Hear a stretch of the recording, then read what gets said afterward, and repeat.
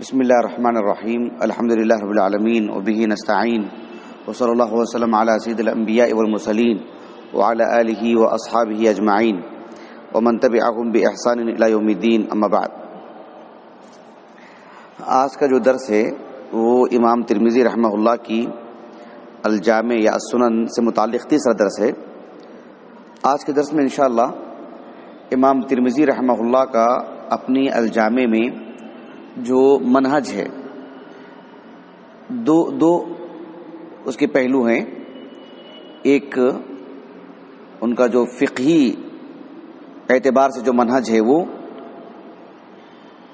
منہج یعنی عمومی معنی میں طریقہ کار، اور دوسرا حدیث کی صحت و ضعف، جر و تعدیل سے متعلق۔ یہ دو باتیں میں آپ کے سامنے رکھوں گا تاکہ استفادہ کرنے میں آسانی ہو۔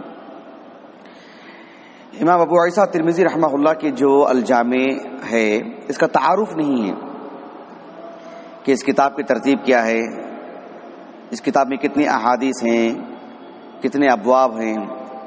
ابواب سے مراد جو کتاب ہے نا، کتاب الصلاۃ، ویسے ان کے پاس تعبیر ابواب کی ہوتی ہے، ابواب الصلاۃ، ابواب العلم۔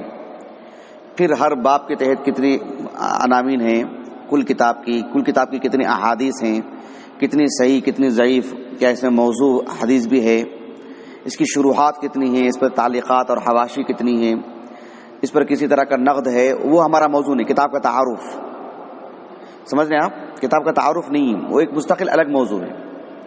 یہ امام ابو عیسیٰ رحمہ اللہ کی جو کتاب ہے الجامع، اس سے استفادہ یعنی ان کا آپ کا نہج کیا ہے، طریقہ کیا ہے فقہی مسائل میں، اور آپ کا نہج کیا ہے یعنی صحت و ضعف سے متعلق، جر و تعدیل سے متعلق۔ تو بنیادی طور پر یہ بات معلوم کر لیں کہ امام ابو عیسیٰ ترمذی رحمہ اللہ کی جو کتاب ہے وہ علمی دنیا میں اس پہلو سے زیادہ معروف ہے اور زیادہ نمایاں ہے کہ اس کتاب میں امام ابو عیسیٰ ترمذی رحمہ اللہ نے حدیث پر جو حکم لگاتے ہیں، اس کا غیر معمولی اہتمام کرتے ہیں۔ حدیث پر جو حکم لگاتے ہیں، ھذا حدیث صحیح او حسن صحیح یا حدیث غریب، حدیث حسن غریب، اس پہلو میں یہ کتاب بہت ہی ممتاز ہے۔ یہ کتاب اس پہلو سے بھی ممتاز ہے کہ اس میں جو احادیث امام ترمذی رحمہ اللہ لے کر آئے ہیں، اغلب، بیشتر حصہ، بڑا حصہ، اغلب مرفوع احادیث پر مبنی ہے۔ حالانکہ اس میں موقوفات اور مقطوعات بھی ہیں، لیکن اغلب مرفوع احادیث ہیں۔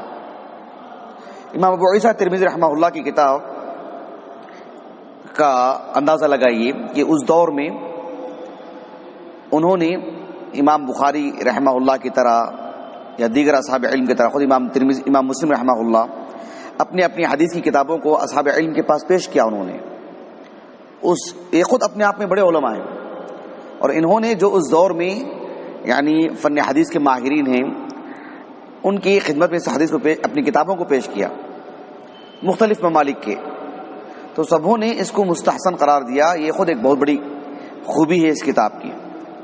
پچھلے درس میں ہم نے تفصیل سے پڑھا تھا کہ اس کتاب کی ایک عظیم خوبی بھی ہے کہ حدیث حسن میں ایک منفرد یعنی مقام ہے اس کتاب کا، کیونکہ حدیث حسن کی تعریف میں جو زائد معانی آپ نے رکھے ہیں، اس اعتبار سے اس حدیث کی جو کتاب ہے امام ترمذی رحمہ اللہ کی، اس کی خوبی یہ بھی ہے کہ اس کا جو آخری حصہ ہے، آخری کتاب ہے کتاب العلل، حافظ عراقی اور ان سے پہلے ابن رجب الحنبلی، انہوں نے شرح بھی کی، اس کی شرح موجود ہے ہمارے پاس 2 جلدوں میں۔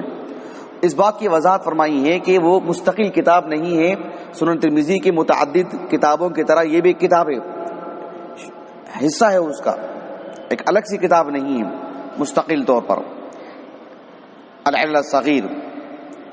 امام ترمذی رحمہ اللہ اس کتاب کی ترتیب میں، اس کے تراجم ابواب میں، اور اس میں اہل علم سے متعلق راوی سے متعلق جو کلام کرتے ہیں یا فقہی اعتبار سے، آپ نے امام بخاری سے بہت استفادہ کیا، امام بخاری رحمہ اللہ سے، ابو زرع الرازی سے، امام مسلم سے رحمہم اللہ اجمعین، امام دارمی سے ابو محمد دارمی،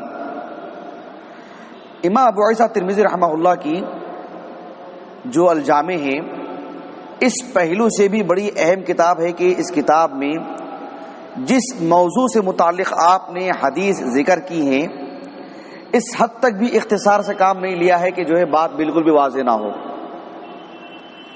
یعنی حدیث لاتے ہیں تو ایک سے دو لاتے ہیں کبھی کبھار، جس سے معنی مفہوم واضح ہو جائے، اور جس میں مزید جو پہلو باقی رہتے ہیں اس باب سے متعلق، وہ حدیث کس صحابی سے اور مروی ہے، اس میں مزید معانی ہوتے ہیں، ان سب کو بھی وہ ذکر کر دیتے ہیں.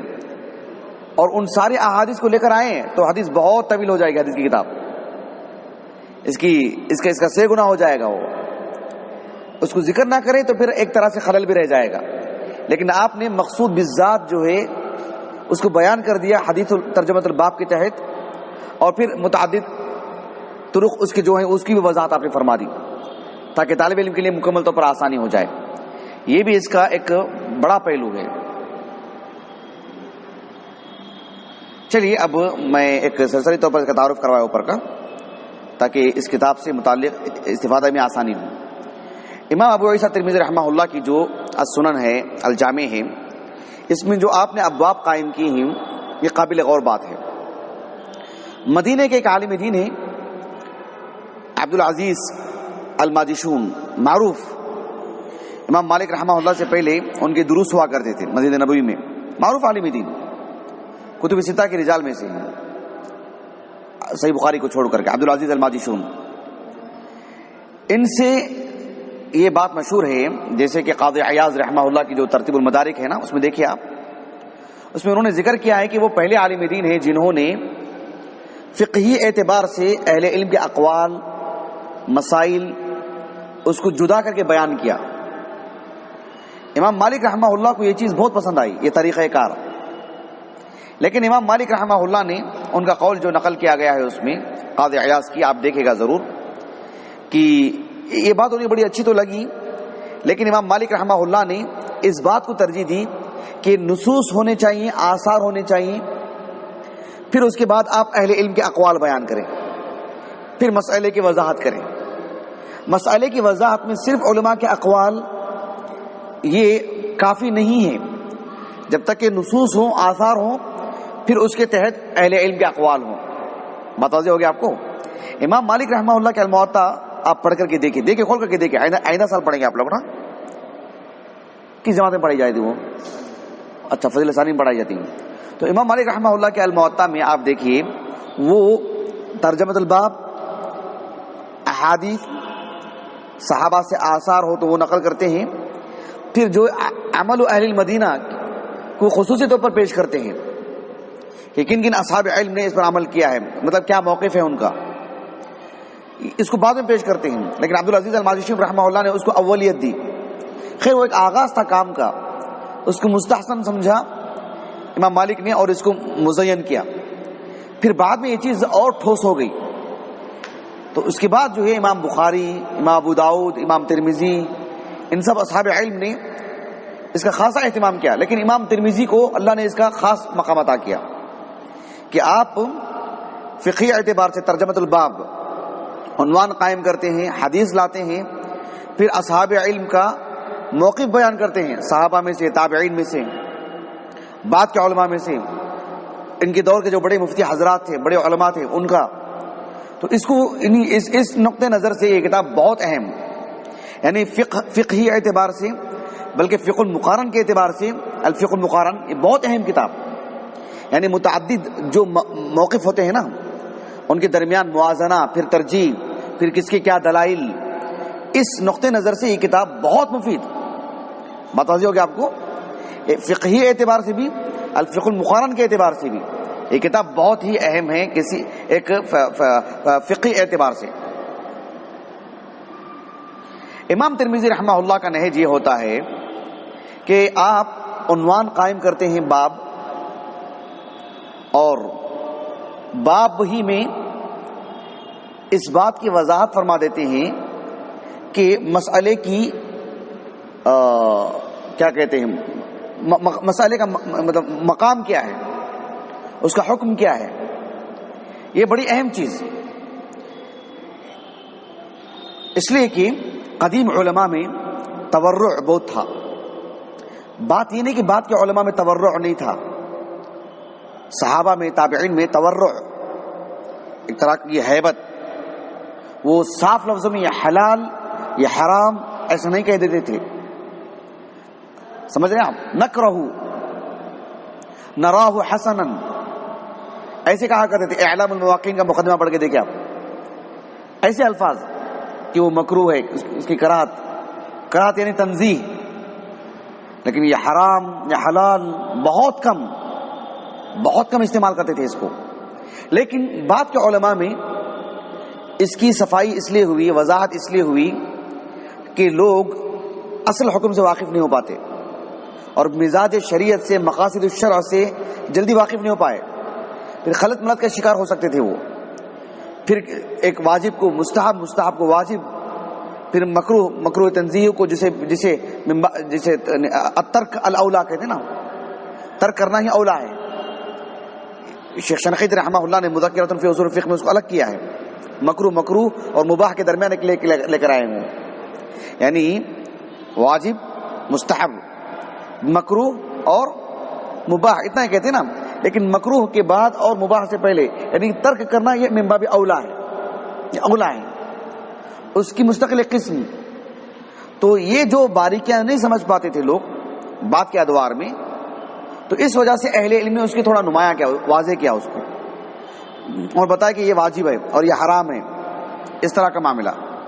لیکن قدیم علماء میں یہی تھا معاملہ.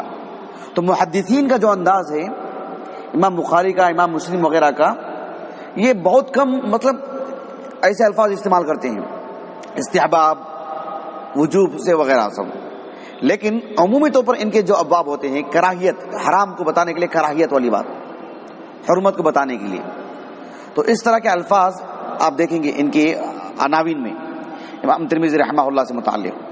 اور امام ترمذی رحمہ اللہ عنوان قائم کرنے کے بعد جو حدیث لے کر آتے ہیں جس مسئلے کے تحت، اس مسئلے کے تحت جو اصح الحدیث ہوتی ہے، اصح الحدیث فی الباب، یعنی اصح الحدیث فی ھذا الباب جب کہتے ہیں، اس کا یہ معنی نہیں ہے کہ وہ حدیث فی نفسہ صحیح ہو، ایسا ضروری نہیں ہے. اس باب میں وہ حدیث سب سے زیادہ صحیح، یہ معنی میں. امام ترمذی رحمہ اللہ جو اپنے الجامع میں جیسے دیگر اصحاب علم کی طرح، امام بخاری، امام مسلم کی طرح کتاب العلم، کتاب الایمان، کتاب الصلاح کے بجائے ابواب یہ لفظ استعمال کرتے ہیں. ابواب الصلاح، ابواب الزکاہ. البتہ اس میں اضافی طور پر یہ لفظ بھی لکھتے ہیں کہ ابواب الصلاۃ عن رسول اللہ صلی اللہ علیہ وسلم. عن رسول اللہ صلی اللہ علیہ وسلم، وہ اس بات کی طرف اشارہ مقصود ہوتا ہے کہ اس کتاب میں ہم جو بھی بات بیان کریں گے وہ مرفوع احادیث سے، یہ مقصود ہوتا ہے اس میں. امام ترمذی رحمہ اللہ جو ابواب قائم کرتے ہیں، یہ جو نسخہ ہے ہمارے پاس، یعنی مرکز الرسالہ للدراسات و تحقیق التراث، اس کی جو لجنہ ہے، محققین کی جو ٹیم ہے، انہوں نے متعدد اصحاب علم سے اس کو نقل کیا ہے استقراء کر کے، کہ امام ترمذی رحمہ اللہ کے جو ابواب ہیں وہ 3 طرح کے ہیں، اور جو 3 طرح کے ہیں پھر اس کے اندر بھی بہت اقسام ہیں. وہ جب آپ کتاب کھول کے پڑھیں گے تبھی بات سمجھ میں آئے گی آپ کو. وہ 3 طرح کے جو اقسام ہیں، ایک ہے التراجم الظاہرہ. التراجم الظاہرہ کیا مطلب ہے؟ التراجم الظاہرہ کا مطلب یہ ہوتا ہے کہ باب پڑھنے کے ساتھ ہی باب کو جیسے پڑھتے ہیں تو مسئلے کی وضاحت ہو جاتی ہے کہ اس مسئلے میں کیا بات بیان کی جا رہی ہے. ایسے بہت سارے ابواب ہیں، آپ دیکھیں گے. الترجمہ تو بصیغۃ خبریہ عامہ، یعنی اس مسئلے سے متعلق اس کا بیان، یہ ایسا کرنا چاہیے یا یہ نہیں کرنا چاہیے، اس میں نہیں موجود ہے اللہ کے رسول کی، اس میں حکم ہے اللہ کے رسول کا علیہ الصلوۃ والسلام.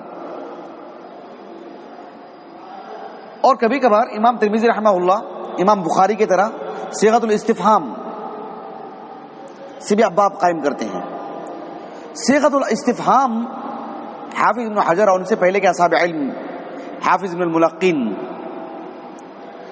اور دیگر اصحاب علم بھی مولانا عبدالسلام مبارک پوری رحمہ اللہ نے اس کی مثالیں بھی دی ہیں سیرت بخاری میں، سیرت امام بخاری میں، کہ صیغۃ الاستفہام اس وقت استعمال کرتے ہیں باب میں جب اس مسئلے سے متعلق اہل علم کا اختلاف بیان کرنا مقصود ہو. یعنی گویا کہ یہ بتانا مقصود ہے کہ اس باب کے تحت، اس موضوع کے تحت، اس مسئلے کے تحت ایک سے دو رائے ہیں، دو سے تین موقف ہیں، یہ مقصود ہے. یعنی یہ ایک مختلف فی مسئلہ ہے، یہ مقصود ہوتا ہے. اور وہ قاعدہ کلیہ نہیں ہے، ہمیشہ ایسا یا ایسا نہیں ہے. کبھی کبھار یہ بھی مقصود ہوتا ہے کہ اس میں ترجیح بتانا بھی مقصود ہوتا ہے. جب انشاءاللہ ہم کتاب الزکات پڑھیں گے ابھی انشاءاللہ، اس میں نشاندہی کروں گا آپ کو. امام ترمذی رحمہ اللہ ابواب کو جب قائم کرتے ہیں تو اس میں حدیث رسول کو براہ راست ذکر کر دیتے ہیں. امام بخاری کا بھی یہ موقف ہے کہ ہو بہو حدیث رسول ہی کو باب میں قائم کر دینا، ہو بہو حدیث رسول کو آیت کریمہ کو باب میں داخل کر دینا، اس طرح کا معاملہ. امام ترمذی بھی رحمہ اللہ، امام ترمذی رحمہ اللہ کبھی کبھار مسئلے کو تعدید کہتے ہیں، تعدید المسئلہ. مطلب یہ ہے کہ ایک مسئلے کو بیان کرتے ہیں، مزید اسی مسئلے کی مزید وضاحت کرتے ہیں کہ یہ ناسخ ہے اور یہ منسوخ ہے، ایک ہی مسئلے سے متعلق ہے. بات واضح ہو گئی. کبھی کبھار ایک مسئلے کا ایک رخ بیان کرتے ہیں اس کا وجوب بتانے کے لیے، پھر کبھی کبھار اسی مسئلے کو اس میں رخصت بتانے کے لیے بیان کرتے ہیں. خود کتاب الصلاح میں آئیں گے مسائل انشاءاللہ بھی آگے، متعدد مسائل. یہ امام بخاری امام ترمذی رحمہ اللہ کے جو تراجم ہیں، جو التراجم الظاہرہ، اس سے متعلق ہے. دوسرا اس کا حصہ ہے التراجم الاستنباطیہ، اس کا بھی ایک بڑا حصہ ہے. یعنی حدیث رسول جو لے کر آتے ہیں اس میں مسئلے کی جو وضاحت کرتے ہیں باب کے تحت، اتنا واضح نہیں معلوم ہوتا ہے کہ باب میں جو بات قائم کی گئی ہے حدیث رسول میں، مطلب بہت ہی غور و فکر سے وہ بات لینا پڑتا ہے، غور و فکر کے ذریعے سے وہ بات لینی پڑتی ہے، یا اس حدیث کے متعدد طرق کو جمع کر کے، یا وہ حدیث اور دیگر حدیث کی کتابوں میں جہاں جہاں ہے اس کو سامنے رکھنے کے بعد پھر وہ مسئلہ واضح ہوگا. ورنہ فی نفسی حدیث پڑھنے سے وہ مسئلے کی وضاحت نہیں ہوگی. گویا کہ امام ترمذی رحمہ اللہ نے استنباط کیا ہے. ایک تیسرا حصہ ہے ابواب کا ان کی، وہ ہے التراجم المرسلہ، یعنی بدون ترجمہ. امام ترمذی رحمہ اللہ کی جو الجامع ہے اس میں یہ چیز آپ کو بکثرت ملے گی. آپ کو باب قائم کیا گیا ہے لیکن باب میں کچھ لکھا ہوا نہیں، بدون ترجمہ. ایسا بہت ہے. کبھی پچھلے باب کی مزید وضاحت، جیسے ہم کہتے ہیں نا کہ تنبیہ، فائدہ،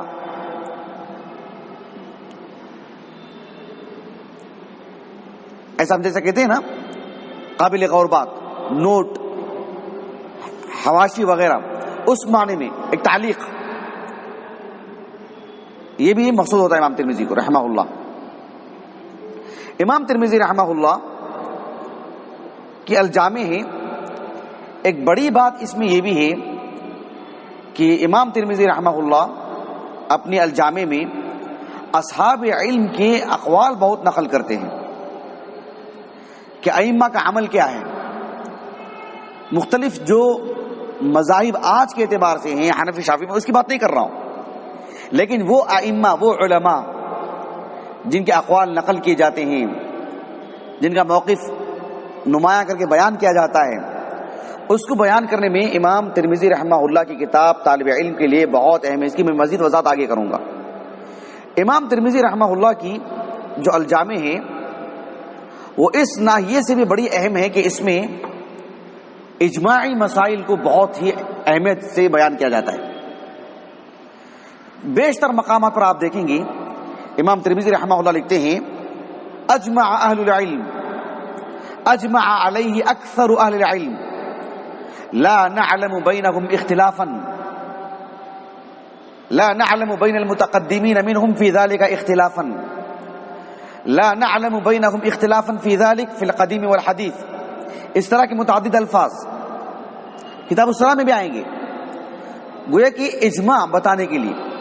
اسی لیے اہل علم کہتے ہیں کہ اجماعی مسائل کے لیے امام ترمذی رحمہ اللہ کے الجامع ایک مصدر کی حیثیت رکھتی کتاب ہے. جیسے حافظ ابن حزم کی کتاب لا کے دکھایا تھا نا میں آپ لوگوں کو، شیخ الاسلام ابن تیمیہ رحمہ اللہ کی کتاب ہے کہ عقدی امور میں وہ مسائل جس میں اہل علم کا اتفاق ہے، بلکہ اہل علم کا اتفاق ہے ہی، اصولی مسائل میں اہل علم کا صحابہ کا اختلاف نہیں ہے، سوائے ایک مسئلے میں اللہ رب العالمین کی صفت الساق، اور وہ بھی اختلاف اس وجہ سے نہیں کہ دو موقف ہیں، مسئلے کی وضاحت کی وجہ سے ہے وہ کہ حدیث کا ثبوت ہے کہ نہیں، حدیث سے ثابت ہے یا نہیں، اس اعتبار سے. خیر وہ ہمارا موضوع نہیں ہے. تو یہ جو معاملہ ہے امام ترمذی رحمہ اللہ، البتہ بعض مسائل میں آپ پر نقد ہیں، کچھ مسائل میں آپ نے اجماع لکھا لیکن جو ہے اس میں اختلاف موجود ہے، دو موقف موجود ہیں، لیکن بہرحال یہ بھی ایک مصدر کی حیثیت رکھتی ہے کتاب، کیونکہ امام ترمذی رحمہ اللہ متقدمین میں سے ہیں، اب زیادہ بہتر جانتے ہیں اہل علم کا اختلاف کیا ہے، موقف کیا ہے، کس پر اجماع ہے اہل علم کا. اس کے باوجود بھی اہل علم نے آپ وہ ان جگہوں کی نشاندہی کی ہے جہاں آپ نے اجماع تو لکھا ہے لیکن جو ہے اس میں ایک سے دو موقف ہیں.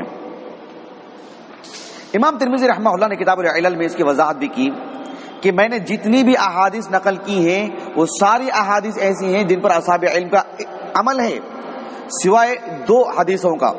دو حدیثیں انہوں نے ذکر کی ہیں، آپ بعد میں یہاں سے نقل کر لیں.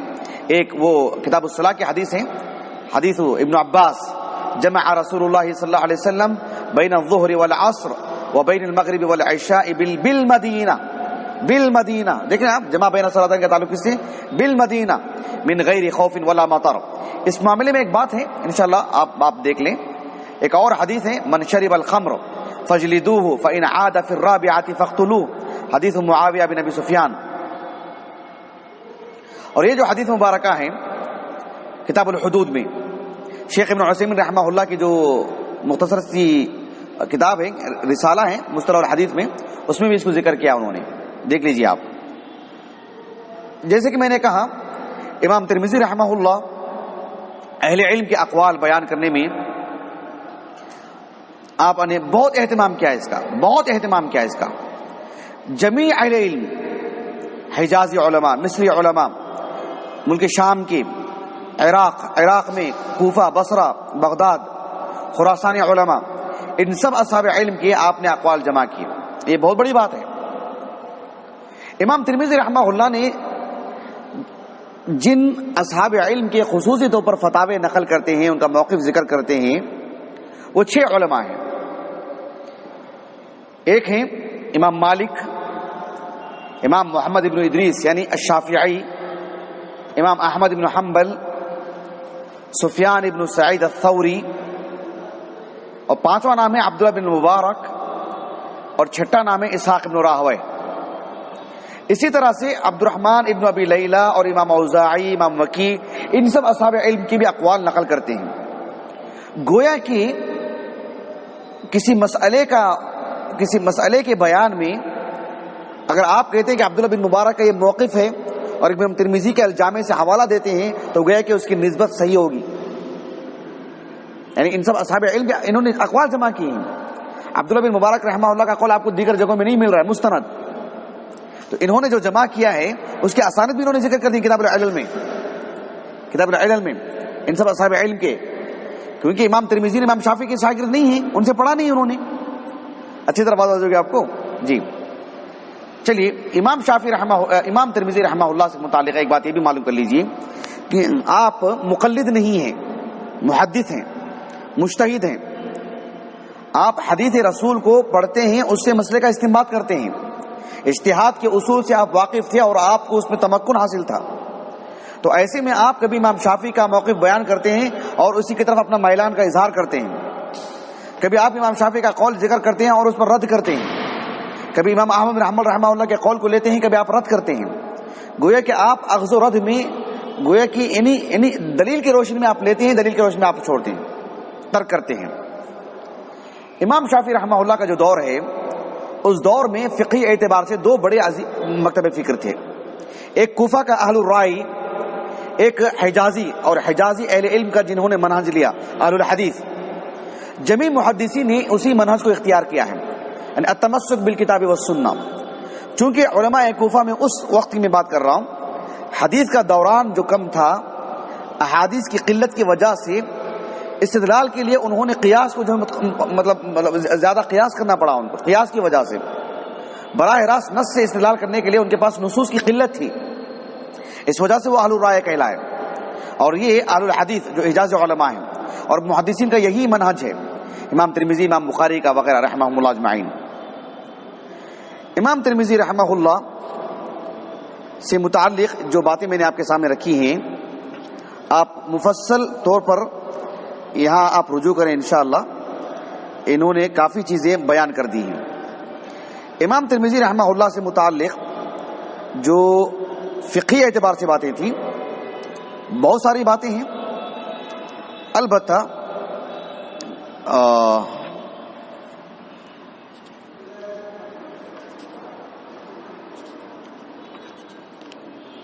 یہ جو کیا کہتے ہیں عبارات جو نا، عبارات امام ترمذی رحمہ اللہ کی جو تعبیر ہوتی ہے فقہی اعتبار سے، وہ بھی قابل اہم ہے۔ جیسے کہ میں نے کہا کہ قدیم علماء میں بہت تورع تھا، وہ افعل لا تفعل، امر النبی یا نہى النبی، ایسے الفاظ ہی سے مسئلے کی وضاحت کر دیا کرتے تھے۔ چلیے انشاءاللہ وقت کی قلت کی وجہ سے میں ایک دوسرا جو معاملہ ہے وہ آپ کے سامنے رکھتا ہوں کہ جرح و تعدیل سے متعلق بھی ایک بات ہے کہ آپ کا منہج معلوم ہونا چاہیے۔ امام ترمذی رحمہ اللہ جرح و تعدیل کے امام ہیں۔ ایک کتاب ہے ذکر من یعتمد قولہ فی الجرح والتعدیل، ہے میرے پاس موجود الحمدللہ، امام ذہبی کی مختصر سا رسالہ ہے۔ جرح و تعدیل سے متعلق آپ نے اہل علم کی 3 قسمیں بیان کی ہیں۔ ایک وہ ہیں جنہوں نے بیشتر روات پر کلام کیا، جیسے ابن معین ہیں، ابو حاتم الرازی ہیں۔ کچھ وہ ہیں جنہوں نے یعنی اس کی بات کا درجہ ہے، بڑی تعداد میں انہوں نے بھی روات پر کلام کیا، لیکن بات کا درجہ دوسرا درجہ، جیسے امام مالک اور شعبہ۔ اور تیسرا وہ ہے جنہوں نے کچھ اصحاب علم پر کلام کیا، جیسے ابن عیینہ ہے، امام شافعی ہیں۔ امام ترمذی رحمہ اللہ اپنی کتاب میں آپ دیکھیں گے کہ جرح و تعدیل سے متعلق بہت گفتگو کرتے ہیں، ان کا اپنا ایک مقام ہے۔ جرح و تعدیل سے متعلق جو اہل علم ہیں، ان کی جو اقسام ہیں، اس اعتبار سے بھی تقسیم کرتے ہیں اہل علم کہ کچھ متعنت ہیں، کچھ متشدد ہیں، کچھ معتدل ہیں، کچھ متساہل ہیں۔ امام ذہبی رحمہ اللہ نے متشددین میں سے ابو حاتم الرازی، یحییٰ بن معین اور امام جوزجانی، ان کو ذکر کرتے ہیں، اور معتدلین میں سے امام بخاری کو، امام ابو داؤد، امام ابو زرع الرازی، ان اصحاب علم کو ذکر کرتے ہیں، امام احمد بن حنبل وغیرہ کو۔ اور متساہلین میں امام حاکم، حافظ بن حبان کے ساتھ ان سے پہلے امام ترمذی کا نام لیتے ہیں رحمہ اللہ اجمعین۔ لیکن حافظ عراقی رحمہ اللہ نے کافی دفاع کیا، کہا کہ امام ترمذی رحمہ اللہ متساہل نہیں ہے، وہ ایک مجتہد ہیں، آپ کا ایک موقف ہے، اور آپ نے امام بخاری، امام مسلم سے استفادہ کیا ہے اس باب میں۔ تو بہرحال امام ترمذی رحمہ اللہ سے متعلق اس طرح کا کلام کیا جاتا ہے۔ لیکن امام ترمذی رحمہ اللہ نے اپنی اس کتاب میں امام بخاری سے، ابو زرع الرازی سے اور امام دارمی سے بہت استفادہ کیا۔ آپ نے حدیث کو لانے کا جو سیاق ہے، جو ایک ساتھ اپنے 3-4 اساتذہ سے بھی کبھی روایات لاتے ہیں، اس میں امام مسلم رحمہ اللہ کا نہج بہت اپنایا آپ نے، امام ترمذی نے رحمہ اللہ۔ امام ترمذی رحمہ اللہ کے جو الفاظ ہیں جرح و تعدیل سے متعلق، جو آپ استعمال کرتے ہیں اپنی الجامع میں، متعدد ہیں۔ کبھی صیغہ تفضیل کے ساتھ، جیسے اثبت اہل الکوفہ منصور بن المعتمر، کبھی تکرار کے ساتھ کہ فلان جلیل ثقہ، تکرار ہے نا، جلیل ثقہ، اور کسی کا حوالہ بھی دے دیتے ہیں کہ وثقہ یحییٰ بن سعید القطان۔ ایسے متعدد آپ کے الفاظ ہیں۔ آپ کی جو منہج ہے آپ کا، خاص طور پر جیسے ثقۃ مقارب الحدیث یا فہو مقارب الحدیث یا ذاہب الحدیث، کسی کی تضعیف بیان کرنا ہو، ضعیف الحدیث جداً، یہ سب آپ کے الفاظ ہیں۔ امام ترمذی رحمہ اللہ سے متعلق یہ جرح و تعدیل سے متعلق باتیں تھیں۔ امام ترمذی رحمہ اللہ کو اللہ جزائے خیر دے، آپ نے اپنے الجامع میں یعنی وہ صحابہ جن سے ایک آدھ روایتیں ہی مشہور ہیں، روایتیں ثابت ہیں، ان کا تعارف یا کنیت سے مشہور ہو تو ان کا نام یا سن وفیات یا علماء کے طبقات، ان سب کا بہت اہتمام کرتے ہیں تاکہ طبقات کا علم حاصل کرنے سے کہاں انقطاع ہوا ہے وہ معلوم ہوتا ہے، کون کس درجے کے ہیں وہ معلوم ہوتا ہے، کون کس طبقے کے ہیں وہ معلوم ہوتا ہے۔ ان سب کا بہت اہتمام کیا امام ترمذی رحمہ اللہ نے۔ امام ترمذی رحمہ اللہ خالص ایک یعنی کیسے کہوں میں آپ کو، اصحاب الحدیث، اہل الحدیث، محدثین کا جو نہج ہے وہی اپنایا آپ نے۔ تو جب بھی کہتے ہیں آپ قال اصحابنا قال اصحابنا، اس سے مراد ہے اہل الحدیث۔ جب کہتے ہیں قال اہل الکوفہ، اس سے مراد ہے یعنی امام ابو حنیفہ یا سفیان یا دیگر جو اہل الکوفہ کے جو علماء ہیں وہ اس سے مراد ہوتے ہیں۔ امام ترمذی رحمہ اللہ نے جرح و تعدیل میں اپنے اساتذہ سے استفادہ کیا، جیسے کہ میں نے کچھ نام لیے۔ اپنے اساتذہ سے اوپر کا جو طبقہ ہے ان سے بھی آپ نے استفادہ کیا، لیکن نقل کیا آپ نے۔ اور تیسرا جو معاملہ ہے، خود بذات خود آپ ایک مجتہد ہیں حدیث کی نقد کرنے میں۔ یہ کچھ باتیں تھیں امام ترمذی رحمہ اللہ سے متعلق۔ دیکھیں یہ ایسا مفصل موضوع ہے، اتنا مفصل موضوع ہے، اس کو یعنی کیا کہتے ہیں کم وقت میں نہیں بیان کیا جا سکتا۔ تو فقہی اعتبار سے امام ترمذی رحمہ اللہ جرح و تعدیل کے اعتبار سے، فقہی اعتبار سے خالص مجتہد ہیں اور نصوص کی پابند ہیں، اور تمسک جسے کہتے ہیں، تمسک بالکتاب والسنہ۔ امام ترمذی رحمہ اللہ کے سنن کو پڑھنے سے ایک طالب علم علوم حدیث اور فقہی مباحث اور الفقہ المقارن، متعدد جو مواقف ہیں علم کی، ان سب سے واقف ہونے کے لیے بہترین ذریعہ ہے اور بہترین طور پر تمکن حاصل کر سکتا ہے۔ اللہ تعالیٰ سے دعا ہے کہ اللہ رب العالمین ہمیں اس کتاب کو بہتر انداز میں پڑھنے کی توفیق عطا فرمائے۔ حدیث کے باب میں چاہے فقہ الحدیث ہو، چاہے حدیث کی صحت الضعف اور جرح و تعدیل سے متعلق ہو، اللہ تعالیٰ ہمیں تمکن حاصل کرنے کی توفیق عطا فرمائے، وہ قوت عطا فرمائے، اور اس علم کو اللہ تعالیٰ کی قربت کا ذریعہ بنائے، اللہ تعالیٰ کی رضامندی کا ذریعہ بنائے، اللہ کے دین کی نشر و اشاعت میں آسانی کا ذریعہ بنائے۔ سبحانک اللہم و بحمدک، اشہد ان لا الہ الا انت، استغفرک و اتوب الیک۔